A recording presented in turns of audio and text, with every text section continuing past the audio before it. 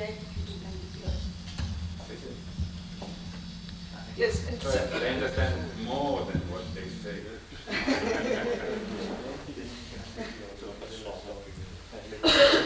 I tried in my teaching, I tried to introduce great philosophers, let's say, difficult great philosophers like Descartes or Spinoza or Kant or Hegel, as people who had something urgent to say. And I invited students to not just read it as an academic text, which was a task for them, but to listen to the voice, to listen to Kant or Hegel or Descartes or Ficino, as almost as a friend who had something important and urgent to say to them. And of course, when you listen to a text and don't just academically read it, then you feel connected. And you feel connected as a human being with another, with connected and connecting experiences. So that philosophers from the 17th century, or later or earlier, weren't just historical people anymore, but there were people in dialogue with us. And this, of course, if you think of historical philosophers and contemporary philosophers as people with whom we can be in dialogue, then you begin philosophical counseling. Because to consult, let's say Nietzsche or Kant, as a human being, is to listen to their story and to ask them how they hear my story or how they hear a person's story who is with us in counseling. And so now I will talk a bit about counseling. I mean, the first big point now is that philosophical texts are to be heard as utterances from fellow human beings, not as confessions. Augustine wrote confessions, and many philosophers wrote autobiographies, but not as confessions, but as a way of working with life and lived experience. Yes?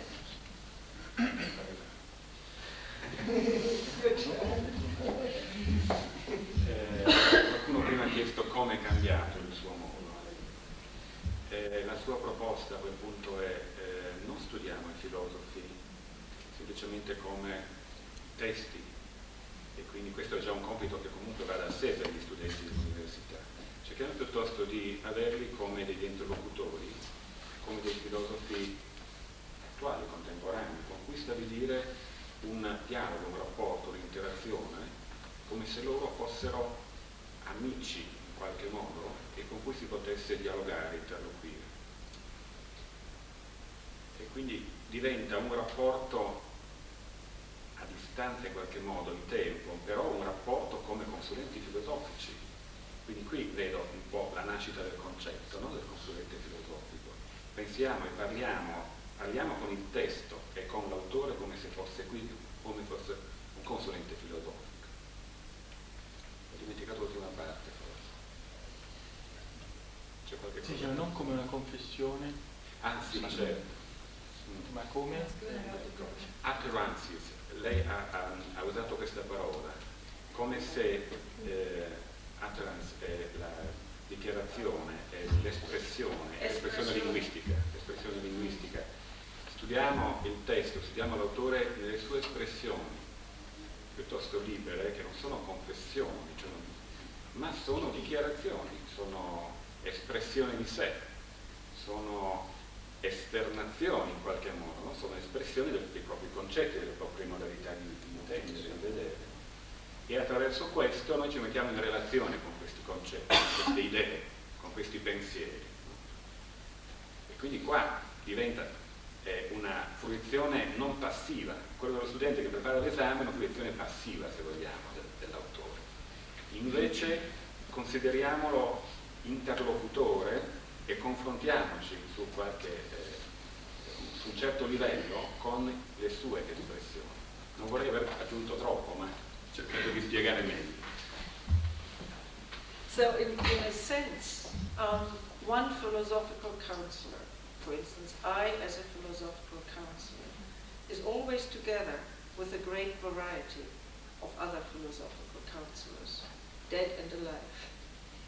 In other words, every philosopher whose work I am familiar with can enter the counseling room in a particular dialogue and help.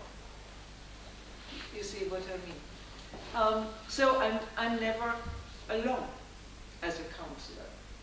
And also this person Petra, has many philosophical counselors, and they don't charge me.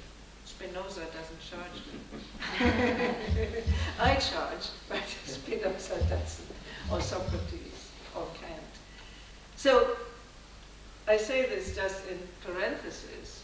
A philosopher, a professional philosopher, who is not just an academic, is very, very fortunate, because I can consult any philosopher whose work I'm familiar with. And I do.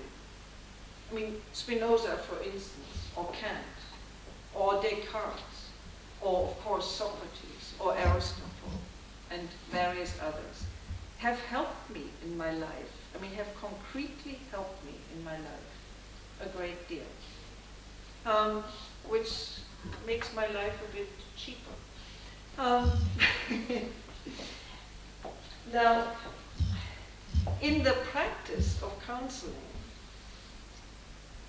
in my counseling office, a great variety of people come to visit me.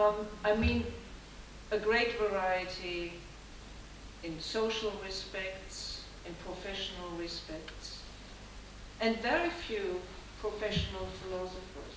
I've only worked for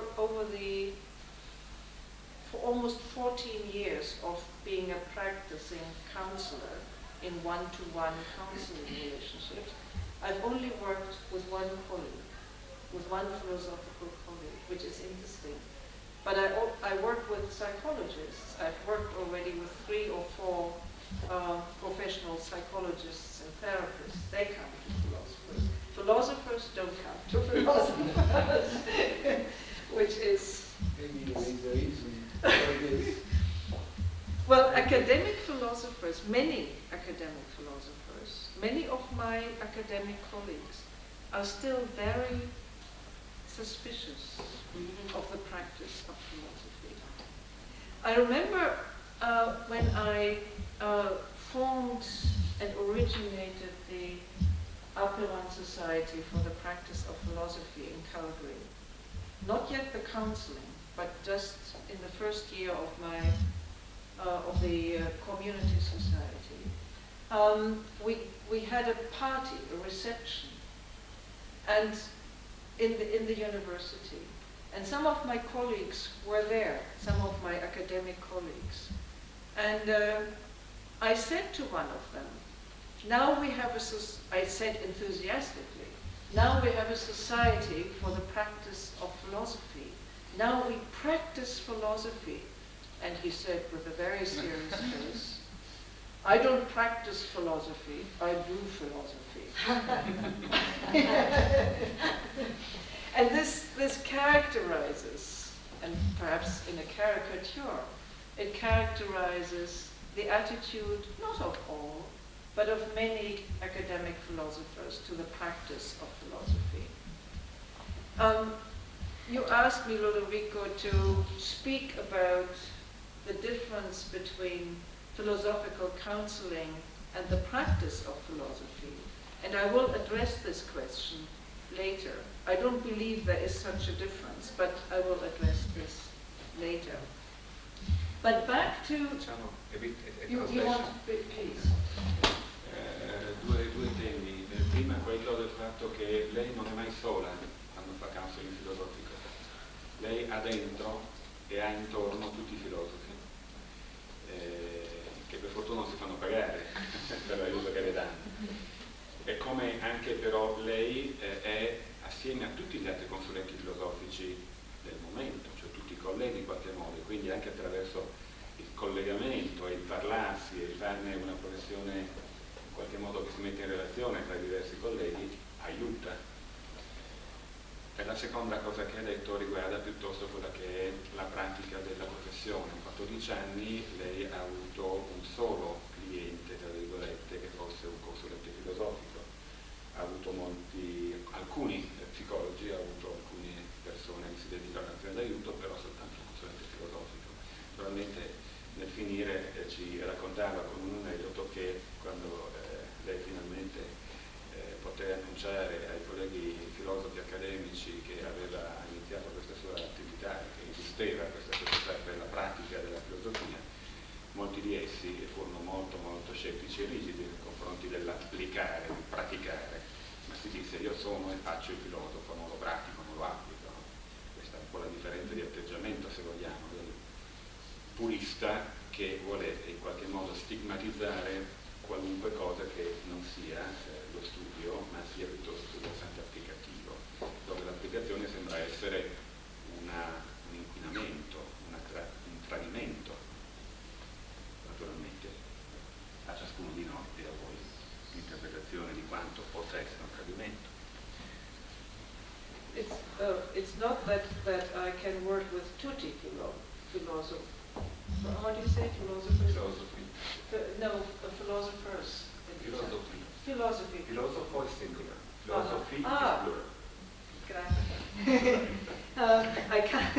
I can't work with tutti philosophy because I don't know the works of tutti philosophy, but I can work with those I'm familiar with. And by the way, my field of academic work is the history of modern philosophy, that is from the 17th century to the present. And of course I have many gaps there too. I don't know everything in that history. And as far as topics in my academic work are concerned, fields of study, it's philosophy of mind and philosophy especially of psychoanalysis.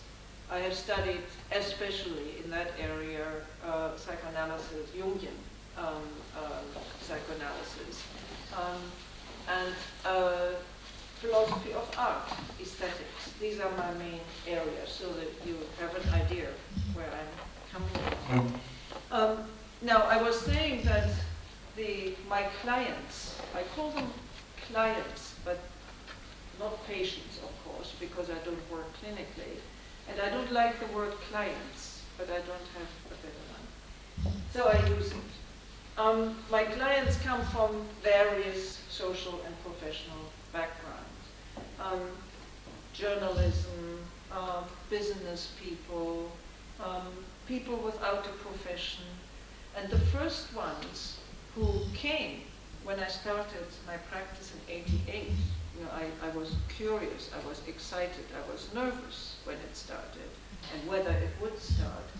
The first 3 people who came, who did not know each other, were high school dropouts. You know what that means? People who, for problematic reasons, left high school, lived on the street, and led very difficult lives with drugs, with petty crime, and so forth.